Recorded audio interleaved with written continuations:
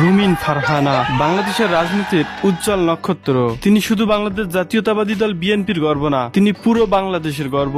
রুমিন ফারহানা বাংলাদেশের সকল মানুষের যখন বাক স্বাধীনতা কেড়ে নেওয়া হয়েছিল, ঠিক তখন খুব খারাপ অবস্থাতেও কাউকে ভয় না করে কথা বলে গেছেন দ্বিধার চেয়ে। রুমিন ফারহানা বাংলাদেশের একজন রাজনীতিবিদ এবং আইনজীবী। তাকে ব্যারিস্টার রুমিন ফারহানা হিসেবে সবাই চিনে এবং জানে। তিনি সংরক্ষিত নারী আসন 50 থেকে নির্বাচিত একাদশ জাতীয় সংসদের সংসদ সদস্য ছিলেন। তিনি 2019 সালের 28 মে জাতীয় সংসদের 50টি সংরক্ষিত নারী আসনের মধ্যে 50 নং আসনে নির্বাচিত হয়েছিলেন। তিনি 2022 সালের 11 ডিসেম্বর তার পদ থেকে পদত্যাগ করেন। তিনি বাংলাদেশ জাতীয়তাবাদী দলের সহ আন্তর্জাতিক বিষয়ক সম্পাদক। রুমিন ফারহানা ব্রাহ্মণবাড়িয়া জেলার বিজয়নগর উপজেলার ইসলামপুরে মুসলিম সম্ভ্রান্ত পরিবারে জন্মগ্রহণ করেন। তার পিতা অলি আহাদ বাংলাদেশী রাজনীতিবিদ ও স্বাধীনতা পুরস্কার